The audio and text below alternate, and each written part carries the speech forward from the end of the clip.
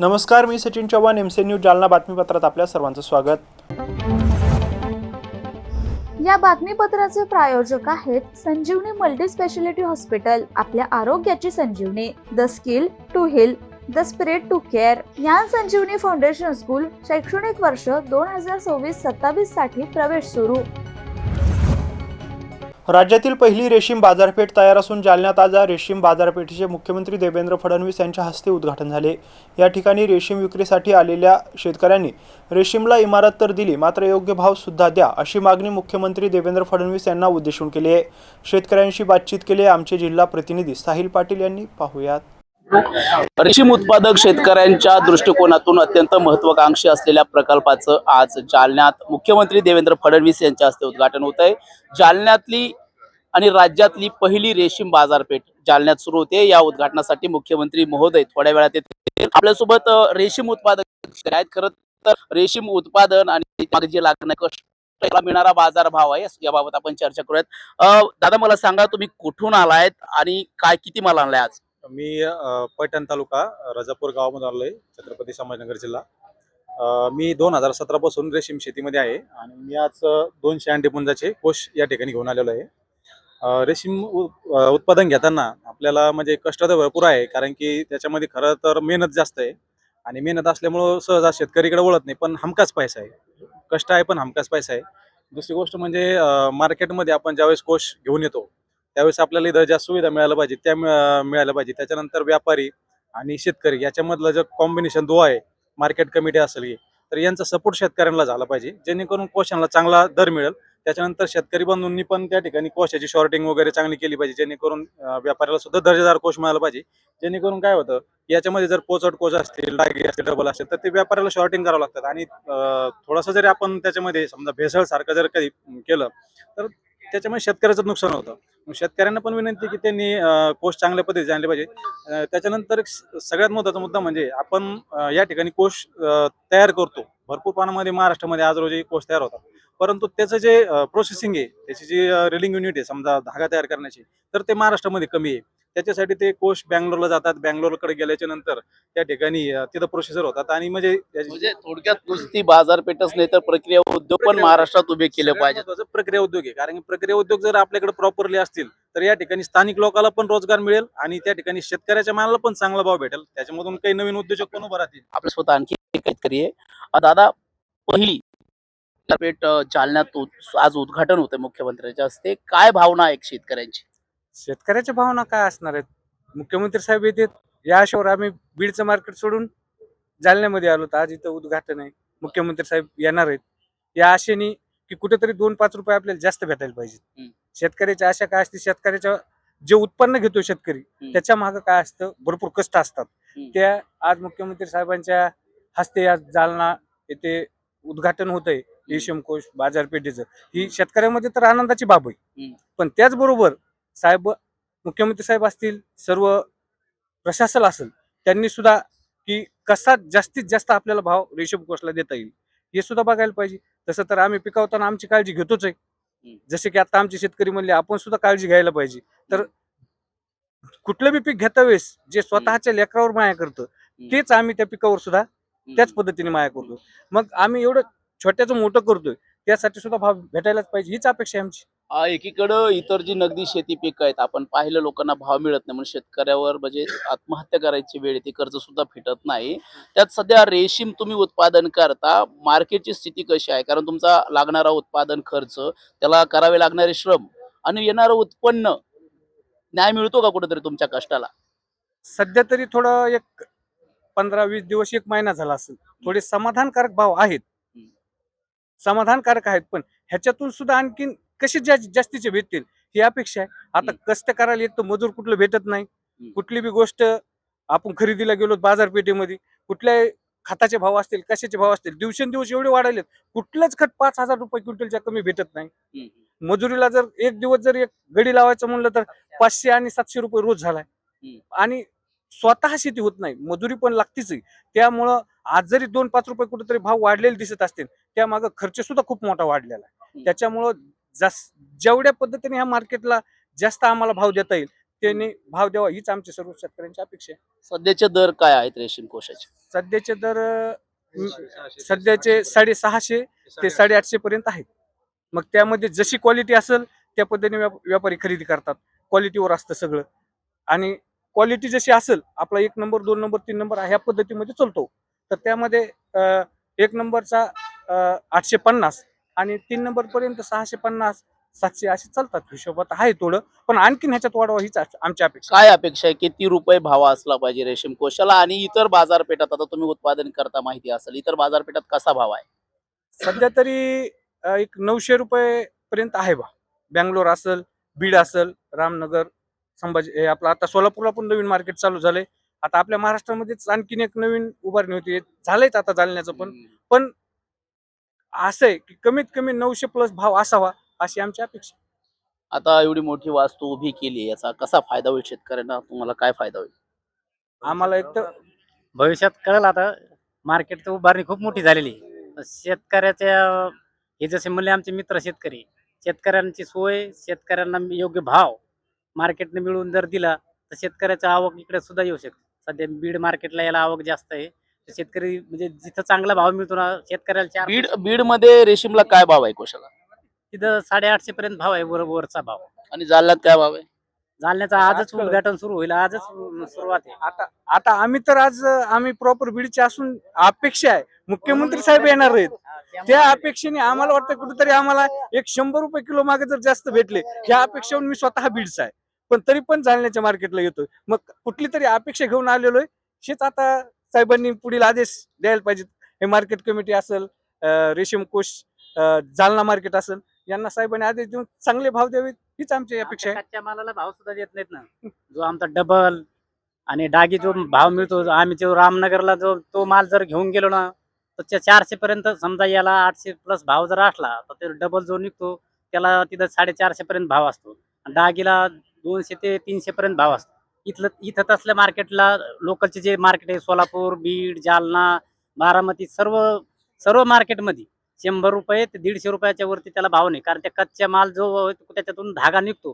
परंतु ह्या लोकलचे जे मार्केट आहे, समजा रामनगर सारखे मार्केटचे मोठे, आपल्या भारतातलं मार्केट मोठं आहे, तिथला जो भाव मिळतोय ह्या कच्च्या माला, जो आमचा जो खराब माल थोडासा वेस्टेज निघतो, जो आम्ही यामधून ग्रेडिंग करून जो बाजूला माल काढतो त्याला ते योग्य भाव देतात. इथं तितकं मिळत नाही. तो 200च्या आतमध्ये आहे, तिथं 400 प्लस त्याला सुद्धा भाव मिळतो. जो समजा रामनगर मार्केट इथून आम्हाला 1100 किलोमीटर आहे, परंतु आमचा जो कच्चा माल आम्ही तिथपर्यंत नेतो ना, त्या कच्च्या मालामध्ये आमचं तिथं भाडं निघतं. तर इथं काय त्याचा उपयोग होत नाही, कारण तो निघतो तो वेस्टेज माल चांगलाच असतो, पण त्याचा योग्य भाव मिळत नाही. एकंदरीतच जालन्यात आज महाराष्ट्रातली पहिली मोठी रेशीम बाजारपेठ उद्घाटन होत असलं तरी शेतकऱ्यांना या बाजारपेठेत योग्य बाजारभाव मिळाला पाहिजे अशी माफक अपेक्षा शेतकऱ्यांनी व्यक्त केली आहे. यासह बीड आणि इतर ठिकाणी असलेल्या बाजारपेठात सध्या चांगले दर मिळतात. त्यातच आम्ही इतक्या दूरवरून या ठिकाणी रेशीम कोष विकायला आणलेत, त्यामुळे मुख्यमंत्री महोदयांनी या ठिकाणी आम्हाला चांगला बाजारभाव द्यावा अशी अपेक्षा शेतकऱ्यांनी व्यक्त केली. Sahil Patil, MCN news, Jalna. जालना शहरातील कदीम पोलीस ठाण्याच्या हद्दीत गोडाऊनचे गेट उचकटून तब्बल 57 सोलार प्लेटसह इतर साहित्य चोरी करणाऱ्या दोघांना कदीम जालना पोलिसांनी बेड्या ठोकल्या आहेत. विशेष म्हणजे या चोरीचा मुख्य सूत्रधार गोडाऊनमध्येच काम करणारा कर्मचारी असल्याचं पोलीस तपासात समोर आलंय. गोपनीय माहिती आणि तांत्रिक विश्लेषणाच्या आधारे पोलिसांनी या चोरीचा छडा लावत दोनही आरोपींना अटक केली असून त्यांच्याकडून तब्बल 4,83,200 रुपयांचा मुद्देमाल हस्तगत करण्यात आलाय. जालना शहरातील कदीम पोलीस ठाण्याच्या हद्दीत झालेला सोलार प्लेट चोरीचा पोलिसांनी पर्दाफाश केलाय. गोडाऊनचे मागील गेट उचकटून तब्बल 57 सोलार प्लेट आणि इतर साहित्य लंपास करणाऱ्या दोघांना पोलिसांनी अटक केली आहे. 2 ते 11 ऑगस्ट दरम्यान दीपक रंगनाथ भोंबे यांच्या गोडाऊनमधून 57 सोलार प्लेटसह इतर साहित्य चोरट्यांनी चोरून नेले होते. या प्रकरणी कदीम पोलीस ठाण्यात अज्ञात चोरट्यांविरोधात गुन्हा दाखल करण्यात आला होता. त्यानंतर पोलिसांनी तपासाची चक्रे वेगवानपणे फिरवत 2 जणांना अटक केली आहे. या कारवाईमुळे गोडाऊन मधीलच व्यक्तीने चोरीचा कट रचल्याचं समोर आलं असून पोलिसांच्या तपासामुळे मोठ्या किमतीच्या सोलार प्लेट चोरीचा छडा लागलाय. ही कारवाई पोलीस अधीक्षक तेगबीर सिंह संधू, अप्पर पोलीस अधीक्षक विक्रम साळी, उपविभागीय पोलीस अधिकारी अनंत कुलकर्णी यांच्या मार्गदर्शनाखाली कदीम जालना पोलीस ठाण्याचे पोलीस निरीक्षक जनार्दन शेवाळे, पोलीस उपनिरीक्षक मच्छिंद्र वाघ, सचिन चौधरी, मतीन शेख, सदा राठोड, इम्रान खान, दिलीप गायकवाड आणि समाधान लेंबे यांनी पार पाडली आहे. केलेले जे काल 13 म्हणजे आजच एक गुन्हा दाखल होता घरफोडीचा. त्यामध्ये फिर्यादी दीपक रंगनाथ भोंबे यांच्या फिर्यादीवरून कदीम पोलीस स्टेशन मध्ये 305 331 331 BNS नुसार जो ऑफेन्स रजिस्टर होता त्यामध्ये एकूण 8 लाखाचे सोलार प्लेटचं साहित्य गेलेलं होतं. पण कदीम पोलीस स्टेशनचे सर्व टीम यांनी गोपनीय माहिती आणि त्यांच्या इंटेलिजन्स वापरून 2 आरोपींना अटक केले. त्यामध्ये गौरव गणेश पाटेकर आणि विकास पांडुळे दोघं पण जालन्याचेच आहेत. त्यांच्याकडून टोटल 4,83,000चा मुद्देमाल जप्त केलेला आहे. यामध्ये त्यांच्या तपास पथकामध्ये PI शेवाळे, PSI वाघ, हेड कॉन्स्टेबल सचिन चौधरी, सदा राठोड, मतीन शेख, इम्रान शेख, दिलीप गायकवाड, पोलीस कॉन्स्टेबल समाधान लंबे आणि सर्व कदीम पोलीस स्टेशनची टीम SDPO माननीय SP सरांच्या मार्गदर्शनाखाली हा गुन्हा उघडकीस आणलाय. आता सध्या हे दोन्ही आरोपी अटकेमध्ये आहेत आणि पुढील तपास चालू आहे. अजून जो शिल्लक जो मुद्देमाल आहे 4,83,000चा जप्त आहे, बाकी तो सुद्धा रिकव्हरी करण्याचे प्रयत्न चालू आहेत आणि पुढील तपास चालू आहे.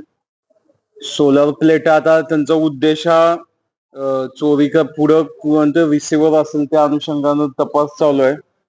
आता ह्यामध्ये त्यांनी जो ज्या ठिकाणी ठेवलेले होते त्या मागचा तो दरवाजा उचकटून त्यांनी निघून गेलेले आहे. त्यामध्ये व्हेकल वापरले, गाडी पण वापरलेली आहे. तो आता मुद्देमाल त्यांनी एकदाच नेलेला आहे. अजून त्यांची काय मोडस आहे का आपल्याला इन्व्हेस्टिगेशन मध्ये क्लिअर होईल. टोटल 8 लाखाचा मुद्देमाल गेलेला आहे. त्यापैकी 4,83,000चा आपल्याला रिकव्हर झाला. आता आज आपण अटक केली. आता PCR मध्ये लक्ष, हा जर रिसिव्हर जो कोण असेल आणि दोषी असेल तर त्याला सुद्धा 100% आम्ही आरोपी करणार. जालना शहरात गांजाची चोरटी वाहतूक करणाऱ्या एका जणाला स्थानिक गुन्हे शाखा आणि अंमली पदार्थ विरोधी पथकाने बुधवारी रात्री जेरबंद केले. या कारवाईत 6 किलो गांजासह एकूण 2,55,750 रुपयांचा मुद्देमाल जप्त करण्यात आला आहे. जालना ते अंबड रोडवरील राजुरेश्वर हार्डवेअर समोर एक इसम गांजा विक्रीसाठी आणत असल्याची माहिती पोलिसांना मिळाली होती. त्या आधारे सापळा रचून श्याम विठ्ठल ठणगे याला पोलिसांनी ताब्यात घेतलंय. चौकशी दरम्यान त्याने दीपक याच्याकडून हा गांजा आणल्याची कबुली दिली आहे. या प्रकरणी तालुका ठाण्यात गुन्हा नोंदवण्यात आला आहे. त्याच्याकडून 1,52,750 रुपयांचा 6 किलो 110 ग्राम गांजा, 90,000ची दुचाकी, 13,000चा मोबाईल जप्त करण्यात आलाय. ही कारवाई पोलीस अधीक्षक तेगबीर सिंह संधू, अप्पर पोलीस अधीक्षक विक्रम साळी, उपविभागीय पोलीस अधिकारी अनंत कुलकर्णी यांच्या मार्गदर्शनाखाली पोलीस निरीक्षक पंकज जाधव, सहाय्यक पोलीस निरीक्षक सचिन इंगेवाड, सहाय्यक पोलीस उपनिरीक्षक मारुती शिवरकर, पोलीस अंमलदार विनोद गडदे, कैलास कुरेवाड, महेंद्र सोनवणे, जावेद शेख, दीपक बडुरे, सागर बाविस्कर, गणपत पवार, सचिन राऊत, वसंत धस, रमेश काळे यांनी केले आहे. जालना शहरातून एक धक्कादायक आणि आर्थिक गैरव्यवहाराचे प्रकरण समोर आले. जालना महानगरपालिकेतील शिक्षकांच्या भविष्य निर्वाह निधी आणि प्राथमिक शिक्षण निधीतील तब्बल 20,25,327 रुपयांचा कथित अपहार केल्याप्रकरणी माजी मुख्याध्यापकाविरोधात कदीम जालना पोलीस ठाण्यात गुन्हा दाखल करण्यात आला आहे. जालना महानगरपालिकेतील शिक्षकांच्या निधीमध्ये आर्थिक गैरव्यवहार झाल्याचा आरोप करत कदीम जालना पोलीस ठाण्यात गुन्हा दाखल करण्यात आला आहे. FIR नुसार जानेवारी 2021 ते जून 2023 या कालावधीत आरोपी सुरेश भानुदास सांगळे हे नूतन वसाहत येथील प्राथमिक शाळेचे मुख्याध्यापक तसेच जालना शहर महानगरपालिकेचे प्रभारी शिक्षण अधिकारी म्हणून कार्यरत होते. या कालावधीत तत्कालीन नगर परिषद कार्यालयाकडून विश्वासाने पदभार दिल्यानंतर शिक्षकांच्या भविष्य निर्वाह निधीशी संबंधित बँक खात्यातून 13,04,680 रुपये अनधिकृतरित्या स्वतःच्या नावावर वर्ग करून घेतल्याचा आरोप करण्यात येतोय. तसेच प्रायमरी एज्युकेशन फंडच्या बँक खात्यातून 7,20,647 रुपये अनधिकृतरित्या काढून वैयक्तिक बँक खात्यावर घेतल्याचा FIR मध्ये नमूद करण्यात आलाय. एकूण 20,25,337 रुपयांच्या अपहार केल्याचा आरोप तक्रारीत करण्यात आलाय. या रकमेवरील शासकीय व्याजाची किंमत धरून एकूण 27,41,645 रुपयांचा विश्वासघात करून अपहार केल्याचं पोलीस तक्रारीत म्हटलं आहे. या प्रकरणी जालना महानगरपालिकेचे प्रभारी शिक्षण अधिकारी शाह फैसल अहमद मुश्ताक अहमद यांनी कदीम जालना पोलीस ठाण्यात तक्रार दाखल केली आहे. तक्रारीच्या आधारे भारतीय दंड संहितेच्या अंतर्गत गुन्हा दाखल करण्यात आला असून पुढील तपास पोलिसांकडून सुरू आहे. शाह फैजल अहमद मुश्ताक अहमद हे शिक्षण अधिकारी जालना महानगरपालिकेमध्ये कार्यरत आहे. यांच्या फिर्यादीवरून आरोपी सुरेश भानुदास सांगळे तत्कालीन मुख्याध्यापक हे 2021 पासून ते 2023 पावेतो प्रभारी शिक्षण अधिकारी म्हणून जालना महानगरपालिकेत कार्यरत होते. या पिरियडमध्ये त्यांनी लोकांचा विश्वास संपादन करून जे त्यांच्या अंडरमध्ये जे शिक्षक आहेत, शिक्षकांचे भविष्य निर्वाह निधीचे जे पैसे होते 27,41,645 रुपये यांचा अपहार करून स्वतःच्या खात्यामध्ये ट्रान्सफर करून हा अपहार केलेला आहे. त्या अनुषंगाने त्यांच्यावर कदीम जालना पोलीस स्टेशन गुन्हा क्रमांक 440/2026 कलम 409 भारतीय दंड संहिता प्रमाणे गुन्हा दाखल आहे आणि या गुन्ह्याचा तपास PSI वाघ हे करीत आहे. सर, किती रकमेचा अपहार वगैरे केला? त्यामध्ये टोटल 27,41,645 रुपयाचा अपहार झालेला आहे. त्यांचा शोध चालू आहे. तपास करून त्यांना ताब्यात घेण्यात. जालना शहरातील MIDC परिसरात Jeevan Sanjeevani trauma care and ICUच्या इमारतीचा आज महाराष्ट्र राज्याचे मुख्यमंत्री देवेंद्र फडणवीस यांच्या हस्ते भूमिपूजन करण्यात आले. या कार्यक्रमाला पालकमंत्री पंकजा मुंडे यांच्यासह पदाधिकारी मोठ्या संख्येने उपस्थित होते. डॉक्टर बळीराम बागल यांच्या प्रयत्नातून जालना शहरातील MIDC परिसरात Jeevan Sanjeevani trauma care and ICU hospital उभे राहत आहे. या हॉस्पिटलच्या भूमिपूजनाचा कार्यक्रम आज आयोजित करण्यात आला होता. महाराष्ट्र राज्याचे मुख्यमंत्री देवेंद्र फडणवीस यांच्या हस्ते या इमारतीचे भूमिपूजन करण्यात आले. या कार्यक्रमाला मुख्यमंत्री देवेंद्र फडणवीस, प्रदेश अध्यक्ष रवींद्र चव्हाण, पालकमंत्री पंकजा मुंडे, आमदार बबनराव लोणीकर, आमदार संतोष दानवे, आमदार अर्जुन खोतकर, आमदार हिकमतदादा उढान, माजी आमदार अरविंद चव्हाण, महापौर वंदना मगरे, मेडिकल असोसिएशनचे अध्यक्ष साईनाथ पवार, माजी खासदार रावसाहेब दानवे, आमदार नारायण कुचे, माजी आमदार राजेश टोपे, जिल्हा मध्यवर्ती बँकेचे चेअरमन राहुल लोणीकर, उपमहापौर राजेश राऊत, उद्योजक Ghanshyamdasji Goyal, doctor Baliram Prabhakar Bagal, doctor Shivdas Janardan Mirkad, doctor Prasad Sunilrao Pawar, doctor Yogesh Uddhavrao Bagal यांच्यासह डॉक्टर आणि मान्यवरांची मोठ्या संख्येने उपस्थिती होती. स्वातंत्र्य दिनाच्या पार्श्वभूमीवर विद्यार्थ्यांमध्ये देशप्रेम, राष्ट्रभक्ती आणि स्वातंत्र्याच्या मूल्यांची जाणीव निर्माण व्हावी या उद्देशाने ज्ञान संजीवनी फाउंडेशन स्कूलमध्ये विविध देशभक्तीपर उपक्रमांचं आयोजन करण्यात आलं होतं. यामध्ये कविता स्पर्धेसह विविध उपक्रमांना विद्यार्थ्यांचा उत्स्फूर्त प्रतिसाद मिळाला आहे. विद्यार्थ्यांच्या उत्स्फूर्त सहभागामुळे शाळेचे संपूर्ण वातावरण देशभक्तीच्या भावनेने भारावून गेले होते. या उपक्रमातून विद्यार्थ्यांच्या कलागुणांना आणि सर्जनशीलतेला व्यासपीठ मिळाले आहे. त्याचबरोबर देशाच्या स्वातंत्र्यासाठी बलिदान देणाऱ्या स्वातंत्र्य सैनिकांचे स्मरण करून त्यांच्या त्यागातून प्रेरणा घेण्याचा संदेश विद्यार्थ्यांना देण्यात आलाय. स्वातंत्र्य दिन हा केवळ उत्सवाचा दिवस नसून देशाप्रती असलेली आपली जबाबदारी आणि राष्ट्रप्रेमाची भावना जागृत करण्याचा दिवस आहे. हा विचार या उपक्रमातून विद्यार्थ्यांपर्यंत पोहोचवण्यात आलाय. शाळेच्या वतीने कविता स्पर्धेत सहभागी झालेल्या सर्व विद्यार्थ्यांचे कौतुक करण्यात आले. अशा उपक्रमांमुळे विद्यार्थ्यांमध्ये देशप्रेम, आत्मविश्वास, वक्तृत्व कौशल्य आणि सामाजिक जाणीव विकसित होण्यास निश्चित मदत होत असल्याचं शाळेच्या वतीने सांगण्यात आलंय. राज्याचे मुख्यमंत्री देवेंद्र फडणवीस यांच्या जालना दौऱ्याच्या पार्श्वभूमीवर पोलिसांकडून खबरदारीचा उपाय म्हणून अखिल भारतीय हिंदू महासभेचे प्रदेश संघटन मंत्री धनसिंह सूर्यवंशी आणि देवगिरी प्रांत प्रमुख ॲडव्होकेट ईश्वर बिल्होरे यांना पोलिसांनी स्थानबद्ध केलं होतं. मुख्यमंत्री जालना दौऱ्यावर येत असताना हिंदू महासभेद्वारे विविध मागण्यांसाठी आंदोलन छेडण्यात येणार होतं. मात्र त्यापूर्वीच गुरुवारी सायंकाळी पोलिसांनी स्थानबद्धतेची ही कारवाई केली आहे. अखिल भारत हिंदू महासभेद्वारे मुख्यमंत्री देवेंद्र फडणवीस यांच्यासमोर काही मागण्या मांडण्यात येणार होत्या. त्यांना भेटून निवेदन द्यायचे होते. मात्र तत्पूर्वीच आम्हाला स्थानबद्ध करण्यात आल्याचं प्रसारमाध्यमांशी बोलताना सांगून धनसिंह सूर्यवंशी म्हणाले की स्थानबद्धतेदरम्यान आम्ही उपविभागीय पोलीस अधिकाऱ्यांना निवेदन दिले. पंढरपूर ही महाराष्ट्राची आध्यात्मिक राजधानी असून कॉरिडॉर आराखडा या गोंडस विकासाच्या नावाखाली तिथली ऐतिहासिक ओळख, पुरातन वास्तू, मठ, मंदिरे, वाडे आणि स्थानिकांची घरे उद्ध्वस्त केली जात आहेत. हा आराखडा स्थगित करून स्थानिक नागरिक, वारकरी आणि भाविकांच्या सहभागातून सर्वसमावेशक विकास आराखडा तयार करावा अशी आमची प्रमुख मागणी असल्याचं त्यांनी सांगितलंय. प्रभू रामचंद्र आणि छत्रपती शिवाजी महाराज यांच्या पदस्पर्शाने पावन झालेल्या ऐतिहासिक जालना शहराचे नाव बदलून जनकपूर करण्यात यावे अशी जालनेकरांची अनेक वर्षांपासूनची मागणी पुन्हा एकदा लावून धरली आहे. यापुढेही या मागणीवर आम्ही ठाम राहणार आहोत. आमचे कोणतेही हिंसक किंवा बेकायदेशीर आंदोलन नव्हते. आम्ही केवळ शांततापूर्ण मार्गाने निवेदन देण्यासाठी जाणार होतो. पंढरपूरची सांस्कृतिक परंपरा नष्ट करून तेथे केवळ पर्यटन स्थळ बनवण्याचा घाट घातला जातोय. त्याला आमचा विरोध असल्याचं देखील यावेळी म्हटलं आहे. स्थानबद्धतेदरम्यान हिंदू महासभेच्या वतीने उपविभागीय पोलीस अधिकारी कार्यालयात निवेदन देण्यात आले. सदर बाजार पोलीस ठाण्याचे पोलीस उपनिरीक्षक सचिन सानप आणि तालुका पोलीस ठाण्याचे रामप्रसाद रंगे यांनी हे निवेदन स्वीकारले. यावेळी महाराणा ब्रिगेडचे जिल्हाध्यक्ष सुखलाल सिंह राजपूत आणि हिंदू युवक सभेचे कार्तिक मदन यांच्यासह कार्यकर्ते, पदाधिकारी मोठ्या संख्येने उपस्थित होते. शांततेनं आंदोलन होतं. सन्माननीय महाराष्ट्र राज्याचे मुख्यमंत्री देवेंद्रजी फडणवीस साहेब या जनकपूरमध्ये, ज्याला जालना शहर म्हणतात, या ठिकाणी त्यांचं आगमन आहे. आणि हिंदू महासभेचं म्हणणं आहे की पंढरपूर ही म्हणजे महाराष्ट्राची आध्यात्मिक राजधानी आहे. आणि त्या राजधानीमध्ये तुम्ही कॉरिडॉरच्या नावाखाली, म्हणजे विकासाच्या नावाला तुम्ही काय कराले की जी तिथली सांस्कृतिक परंपरा आहे ती नष्ट करण्याचा प्रयत्न करत आहात. म्हणजे तुम्हाला तिथं पर्यटन स्थळ बनवायचं आहे की धार्मिक स्थळ ठेवायचं आहे, हा एक फार मोठा प्रश्न आहे. आणि त्या अनुषंगाने संपूर्ण पंढरपूरवासीय, तिथे रहिवासी असतील, व्यापारी असतील, जे नागरिक वगैरे जिथे सर्व लोक आहेत, वास्तुविशारद लोक आहेत, यांना कोणत्या प्रकारचा विश्वासात न घेता फक्त मनमानी कारभार, फक्त आम्ही राज्य चालवतो म्हणून आम्ही काहीतरी करू, हे काही योग्य नाही आहे. आणि त्या अनुषंगाने एक महाराष्ट्रामध्ये हिंदू महासभेने एक आंदोलन सुरू केलेलं आहे, याचा निषेध आम्ही करतो. दुसरा विषय आहे नरेंद्र आणि महाराष्ट्रामध्ये देवेंद्र ही त्यांनी भूमिका विषद केली होती, परंतु असं वाटत नाही सन्माननीय देवेंद्रजी या भूमिकेला कुठे हिंदुत्वाच्या भूमिकेला समजून घेत आहेत, किंवा आज देशामध्ये राज्यामध्ये कोणती परिस्थिती आहे हे समजून घ्यायला कोणी तयारच नाही आहे.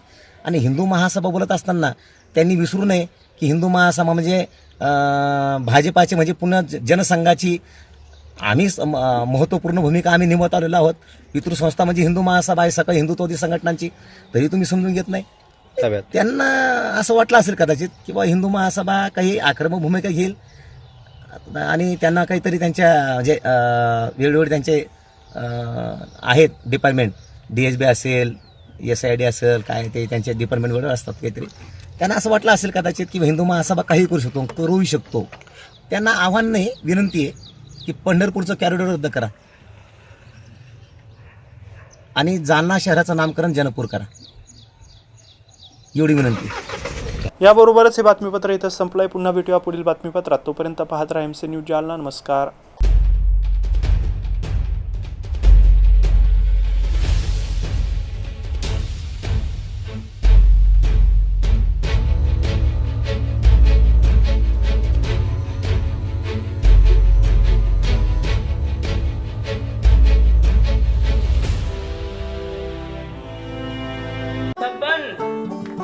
आपको कलेक्टर साहिबा के हाथों से इनामी घर मिल रहा है।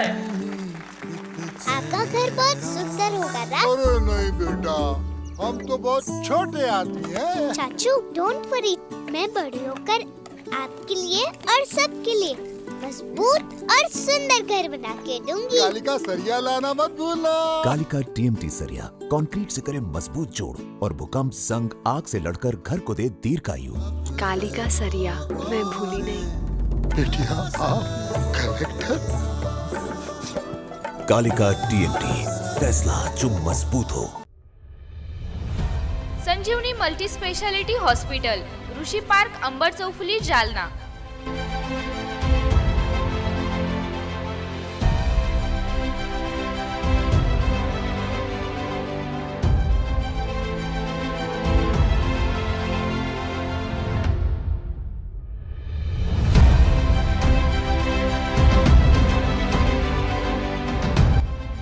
महात्मा ज्योतिबा फुले जन आरोग्य योजना आणि प्रधानमंत्री जन आरोग्य आयुष्मान भारत योजना उपलब्ध. मेडिसिन विभाग, बालरोग विभाग, स्त्रीरोग विभाग, अस्थिरोग विभाग, सर्जरी विभाग, नाक कान घसा विभाग आणि पॅथॉलॉजी विभागात काम करणारी तज्ञ डॉक्टरांची टीम. उपलब्ध सुविधा ICU, NICU, जालना शहरातील अद्ययावत Ultima of 100 with stent boost cath lab. Modular operation theatre, dialysis विभाग, cardiac care unit, CCU, angiography सुविधा, एंजिओप्लास्टी सुविधा, 24 तास अत्यावश्यक सेवा आणि कार्डियक ॲम्ब्युलन्स उपलब्ध. महाराष्ट्र पोलीस कुटुंब आरोग्य योजनेसह सर्व आरोग्य विमा कंपन्यांचे कॅशलेस उपचार. संजीवनी मल्टी स्पेशालिटी हॉस्पिटल, आपल्या आरोग्याची संजीवनी.